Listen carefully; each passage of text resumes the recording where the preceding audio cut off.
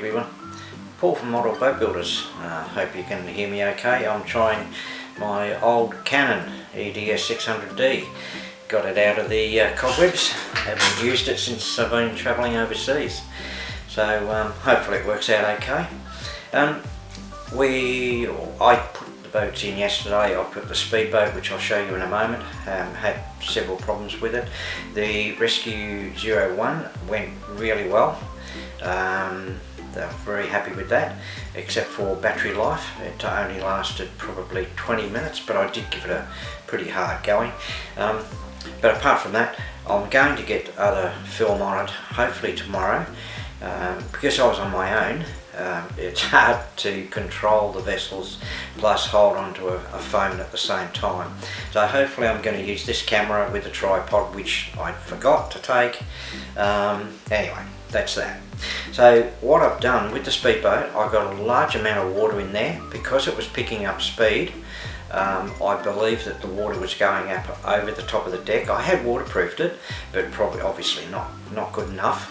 I did get water inside the boat, and I've had this problem with one of my other vessels which blew out the receiver, so I didn't want to take that risk any further, but I got good running time out of it out in Safety Beach in Port Phillip Bay in Victoria, Australia.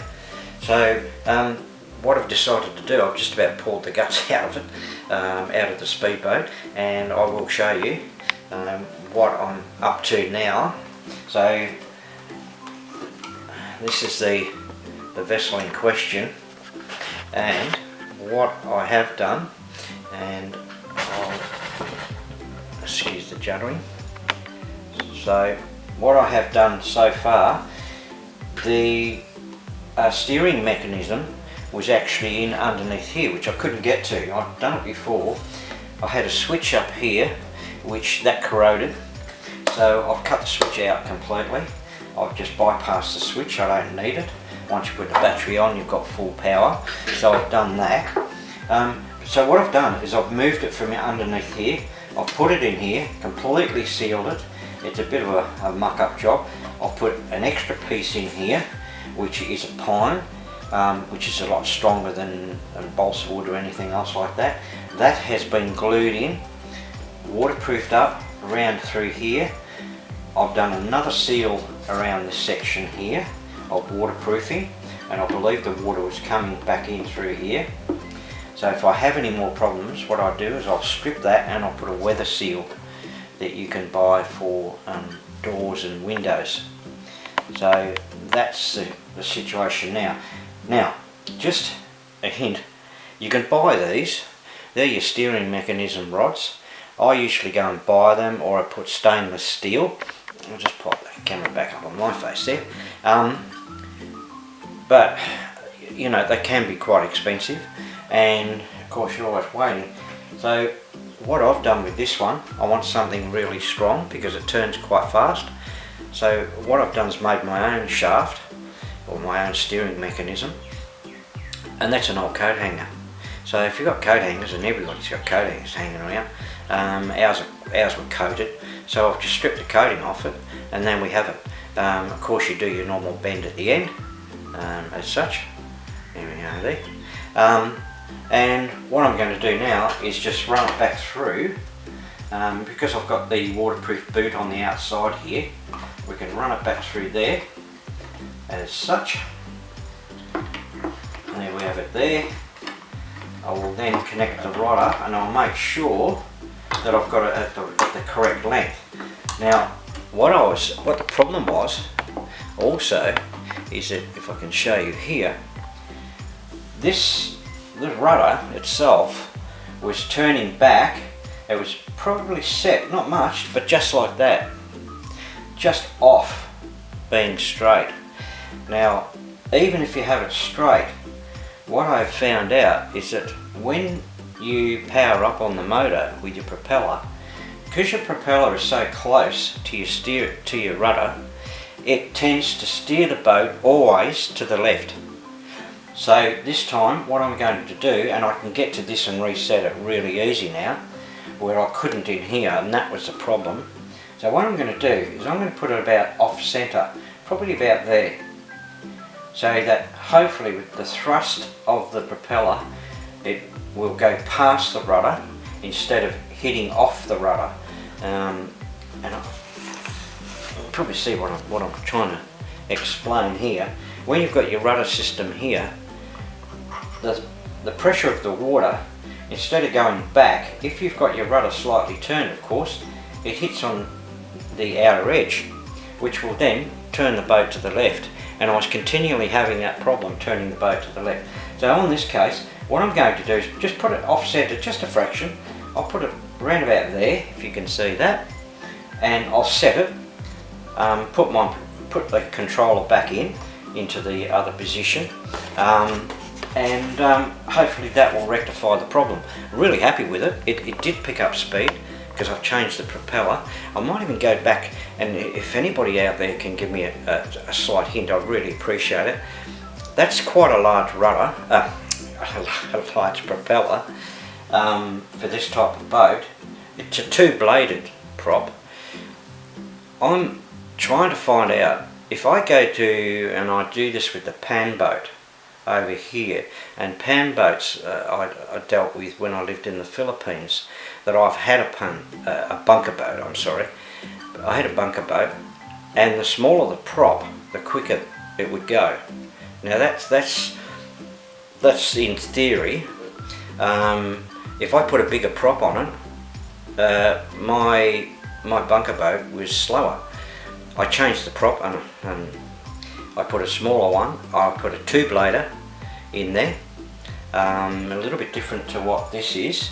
It was a lot more rounded edges on the prop. So if anybody's got any information, I'd really appreciate it, what you would recommend, because that's what we're all about, getting ideas and everything else. So I'm looking at ideas that what would give you the best propel, what would give you more speed, a smaller prop with a two blade, or a larger prop, two blade, or even 3 or 4. I know the 4 is slower. I know that for a fact because a lot of the ships are 4 to 5 or more blade. So yeah, that's what I'm trying to find out, and I haven't had a chance to Google it yet on YouTube. But anybody out there, I really appreciate it, because I am getting comments back, and I do appreciate the comments, because some things help me out, and I'm happy to help anybody else out if they want any information on these. And as I've said before, I don't go by scale, so I only go by eye, and this one was completely all in the head. I never saw another craft like it. This was from scratch, so I didn't even have pictures on this one. So yeah, I just took it at the top of my head and thought, well, that looks like a speedboat, that should go cut the water quite fine, because I've had quite a bit to do with the real boats and ships. Anyway, so that's what I've done there. I've got obviously the receiver here, which I cleaned it up. It nearly burnt out. I could see that the water had been in there, so I've sealed this one, and I'm copying off somebody else what they recommended, and I've got it here ready to go, I think, somewhere. Oh, it's over there. I've got a complete plastic container going in, completely sealed, so everything here, the battery, the receiver, the controller, everything else will go into the plastic box and be completely sealed. So I'm not worried about and this is completely waterproof anyway, and the motor I've just taken and just covered the electronics, the electrics on the back of the motor, but that is such in a position, it's pretty high where it is, so yeah, I don't get that much amount of water. I only probably had this amount, probably about 10 mil of water, but I don't want any water in it. I had water in the bow, and that didn't worry me because that was completely sealed. It can't come back into this section here, over here. That section there is completely sealed off, so I don't care what water's in there. I've got a little weep hole up the top here in case it does get water in, so that one comes out. And that was about it. And I had a couple of leaks up in here that when I tipped the boat out, the boat over, I was starting to get weep holes. So I've sealed those again, and also I found, and I'm pretty sure, that I threw it in reverse quite a few times, and I think by throwing it in reverse I've actually sucked water up through the propeller shaft. Yeah, I was on a sandbank and trying to get off the sandbank, so I think that's what's happened with that situation. That's my own silly fault of why there was so much water in. The first time I put it in the water, no problem. It went well, and only a drop of water in it. But this time I gave it a bit of a hiding, and I tried for the first time. I bought by mistake. They supplied me with one of these monsters, and it's heavy. It's an 8.4 NIMH, so it's a 5,000 milliamp, which is massive, and it's so heavy, which is good for this craft because it does make the bow sit nice in the water. It cuts through the waves. Somebody said to me the other day it looks like a needle with the shape of the bow, which is when you're looking at it head on. As such, I've never seen such a pointy bow on a vessel. Well, I've done that for a purpose, of course, for more or less speed, and it works. It's cut through the water. Like yesterday, the wave was coming through the water and the wave was coming out. So yeah, sorry about that, because of getting wet inside, and I think a bit of a water splashed onto the receiver and shorted it out for a couple of seconds, so I got it off out of the water straight away, because I've had that problem before, and I thought, oh, here we go again.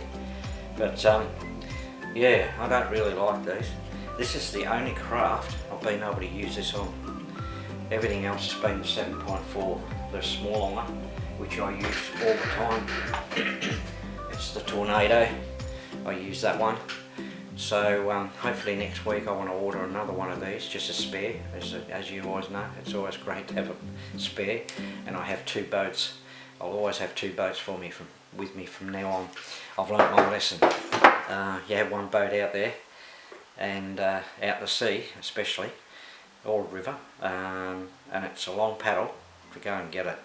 So I always I will take two boats, so I can always put the other boat in to go and rescue it and push it back in. That's why I took the rescue craft, because it could get out there with no problem. It's got plenty of power.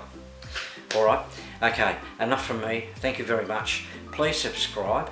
I really appreciate people subscribing and sharing and liking. I always get plenty of likes, but subscribe would be fantastic on my YouTube channel, and yeah, I'll do the same back, I promise you.